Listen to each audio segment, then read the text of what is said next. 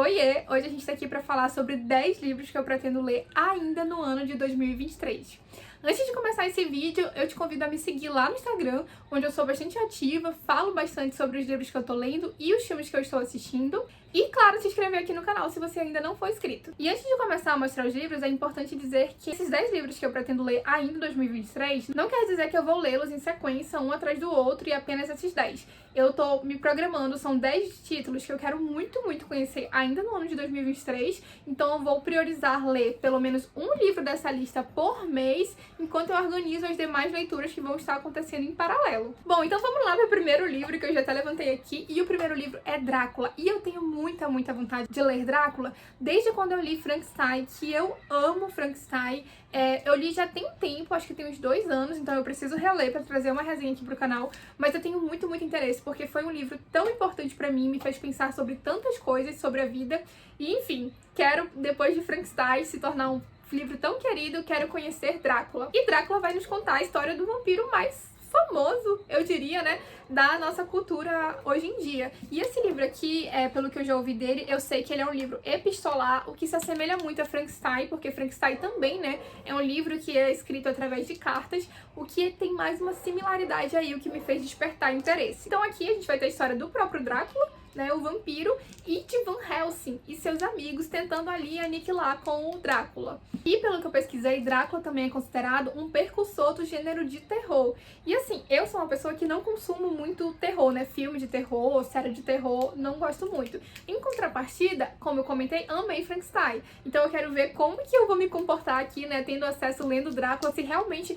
é um livro de terror. Eu imagino que não, assim como Frankenstein também não é terror, né, é mais um drama ali psicológico envolvido na história. E, enfim, Drácula aqui vai ser lido esse ano. Outro livro que eu quero muito ler, juntando também o útil ao agradável, é Maria Antonieta. E assim, eu quero muito ler esse livro, primeiro porque eu amo biografias, então é um gênero que eu gosto muito. Segundo, porque eu quero muito conhecer a escrita do Zweig. Eu quero muito conhecer esse autor, eu só escuto falar bem dele. Eu nunca vi ninguém falar mal. Tô muito animada, porque, como eu falei, né, um plus aí pra mim, tanto por gostar de biografias, como por estar muito interessada em conhecer a escrita dele, e além do que também me interesso muito pelo contexto histórico das coisas. Então, na verdade, tem 3 pontos aí que faz a minha curiosidade por esse livro. E o terceiro livro dessa lista é O Retrato do Érico Veríssimo, isso porque esse ano eu li O Continente, que é o primeiro volume da saga O Tempo e o Vento, e eu amei.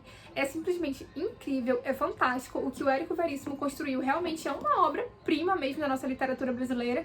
Aqui a gente acompanha a história da família Terra Cambará ao longo de várias gerações, com um pano de fundo histórico da também formação do Rio Grande do Sul e, consequentemente, do Brasil e da América Latina. Então aqui nessa história, o Érico Veríssimo, ele reúne tanto o contexto histórico, como eu falei, como o contexto da narrativa ficcional, que é a criação dessa família, mas os personagens aqui são tão bem construídos, que quando eu lembro da geração dessa família Terra Cambará que eu li lá no primeiro volume, eu lembro como se fosse alguém que eu realmente conhecesse, sabe? Alguém que eu escutei falar porque de fato aquela pessoa existiu. De tão bem escrito que o Érico Veríssimo consegue fazer os seus personagens. Fora que tem coisas muito engraçadas acontecendo aqui. Os personagens são muito cativantes, até os que você não gosta, você tem que reconhecer que eles são muito bem escritos. Tem umas tiradas aqui muito boas, tem um regionalismo muito interessante, né, do sul do Brasil. E aqui é o segundo volume que eu vou ler esse ano ainda, e é uma trilogia, ainda tem o terceiro volume, que é O Arquipélago. O quarto livro dessa lista é ele, Orgulho e Preconceito, e sim, eu já tentei ler Orgulho e Preconceito 2 vezes, e eu não consegui nem chegar na metade. E não necessariamente tem a ver com o romance em si, eu gosto de histórias de romance, mas é porque esse livro aqui, as 2 vezes que eu tentei, foi tão assim, ok, que mais? Assim, tudo bem, mas e aí? Que eu não conseguia chegar no final. Na verdade, eu não consegui chegar nem na metade, como eu comentei. Mas a minha vontade de lê-lo aumentou depois que eu li Entrevista Completa para Rolling Stones, da Susan Sontag, e lá a Susan vai dizer exatamente isso, que quanto mais jovem ela tentou ler Orgulho e Preconceito, não funcionou muito bem, mas que lá aos perto de 30, pouco mais de 30 anos, ela leu e achou uma obra-prima. Eu espero que eu tenha a mesma experiência da Susan, já que eu já tentei e não consegui. Eu espero que mais perto dos 30 dê certo. Fora que eu tenho muita curiosidade, né, por ler esse clássico da Jane Austen, que é muito relevante na nossa cultura ocidental, né, enfim, tantas adaptações, tantas histórias, né, de livros baseados nessa obra da Jane Austen. Então sim, eu acho muito importante que eu dê mais uma chance pra ele. E aqui, é claro, a gente sabe que a gente tem a história da Elizabeth Bennet, que vem de uma família ali que tem várias irmãs, e elas não estão numa situação financeira muito favorável, né? E, como era de costume da época, elas precisam casar, né? Então elas estão entrando numa idade ali que os pais começam a ficar preocupados que o casamento não vem, elas precisam casar muito bem. E naquele tempo, quem dava o dote era o pai da noiva. E a família dela, com muitas irmãs, já não tinha uma condição financeira tão boa assim para prover altos dotes, né? Para atrair esses noivos. E aí os pais dela começam a ficar preocupados com isso. Em contrapartida, chega ali nas redondezas onde elas moram um cara muito boa pinta, muito bem recomendado, que vai ser o nosso senhor Darcy, né? E daí pra frente, acho que a gente já sabe mais ou menos o que vai acontecer nessa história, mas está aqui para ser lido. O quinto livro dessa lista é Memórias Póstumas de Brás Cubas, e, gente, sim, eu tenho muita vontade de ler essa história por aquela frase bem conhecida, que até quem não leu o livro conhece, quando Machado fala: ao verme que primeiro roeu as frias carnes do meu cadáver, dedico com saudosas lembranças essas memórias póstumas. Eu acho essa frase tão sensacional que eu me sinto instigada a conhecer essa história. Fora isso, eu li, acho que há uns 2 anos, Dom Casmurro. Eu confesso que eu não amei tanto assim, não foi um livro que me marcou tanto, foi tão significativo pra mim, e eu tenho a impressão que Memórias Póstumas de Brás Cubas vai cumprir esse papel. E aqui a gente tem, né, um livro sendo contado por um defunto, né, Memórias Póstumas, então Brás Cubas já morreu e vai nos contar a sua história aqui nesse livro. O próximo livro é Moby Dick, então assim, esse livro aqui é outro que eu tenho muita vontade de lê-lo pelo primeiro parágrafo. Se você não tem vontade nenhuma de ler Moby Dick, abra o primeiro parágrafo desse livro e leia.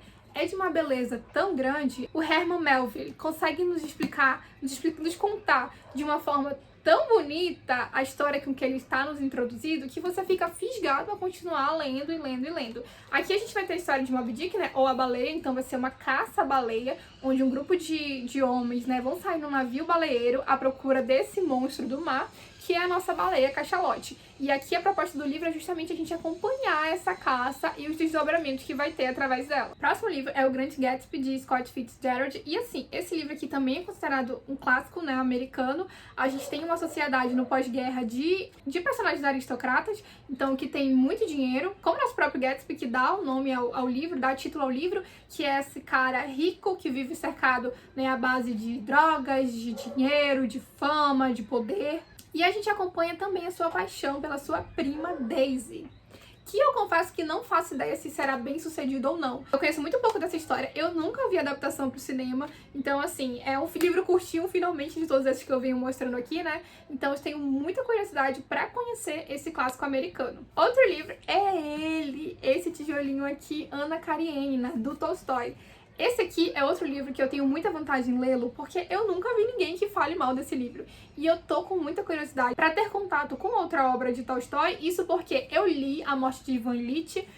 Assim, não achei nada demais. Não sei se eu li errado, tá? Não sei se eu preciso ler de novo. Provavelmente eu vou lê-lo de novo, sim, porque...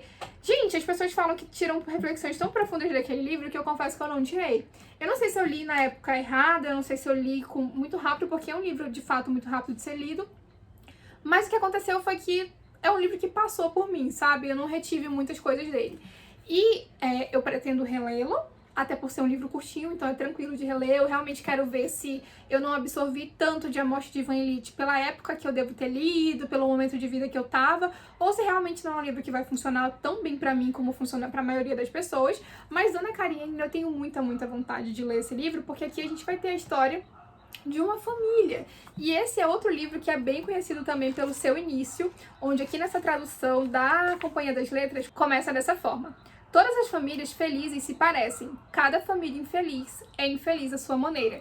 Só essa frase já me fez pensar, e aqui sim, sobre tanta coisa, fazer tantas reflexões, que eu estou extremamente ansiosa para conhecer essa história. Fora que, né, as pessoas que costumam consumir bastante o trabalho de Tolstói, gostar das obras dele, tem Ana Karenina como seu livro queridinho. Então, outro livro que tenho aqui é O Retrato de Dorian Gray. Esse livro aqui, inclusive, eu acho que eu vou lê-lo ainda esse mês de março. E aqui a gente tem a história também, né, do Dorian, que vai fazer um pacto para não envelhecer. E aí ele faz esse pacto para, ao invés dele, quem envelheça seja um retrato seu. E através disso vão ter algumas consequências por aí. Essa obra aqui também tem todo aquele contexto gótico acontecendo ali por trás. Também é considerada a obra-prima de Oscar Wilde. E eu acredito que se for a mesma vibe de Frankenstein, também tem muito pra eu gostar aqui, enfim, ter como um dos livros favoritos. Sendo que essa edição aqui da Dark Side, ela tá lindíssima. Por fim, nós temos aqui o Diário de Anne Frank. Gente, vocês acreditam que eu nunca li esse livro? Eu lembro que quando eu era mais nova, eu me recusava a ler porque eu sabia que eu ia sofrer muito com essa história. Então eu lembro que quando eu era criança, minha mãe queria comprar um exemplar de O Diário de Anne Frank pra mim e eu chorava pedindo pra ela não comprar, porque eu sabia que eu ia ser muito triste. Isso porque tudo que envolve o Holocausto e a história dos judeus são temas que mexem muito diretamente comigo. Eu lembro que na escola, quando a gente tinha aula, né, de história sobre esse tema, eu saía da sala chorando, assim, é algo que mexe muito mesmo com o meu emocional. E que bom, né? Eu acho que essa é a intenção, que toda vez que a nossa sociedade ler alguma coisa, consumir alguma coisa a respeito disso, que bom que a gente tenha essa reação para que a gente nunca mais, como sociedade, chegue pelo menos perto de fazer algo parecido com o que foi, né, o Holocausto, enfim. Mas também por responsabilidade literária, vou ler essa obra aqui. Eu tenho essa edição, que é da Record, e vou fazer a leitura nela ainda esse ano. Já tenho outros livros aqui pra ler desse mesmo contexto. Vou começar lendo o Diário de Anne Frank, que é o que eu acredito que seja uma boa porta de entrada mesmo pra livros que se referem a esse episódio triste do nosso passado como sociedade. Então é isso, eu espero que vocês tenham gostado. Espero vocês no próximo vídeo. Não se esqueça de deixar seu comentário aqui e me dizer se você já leu algum desses livros ou se você quer ler também. E eu te espero no próximo vídeo.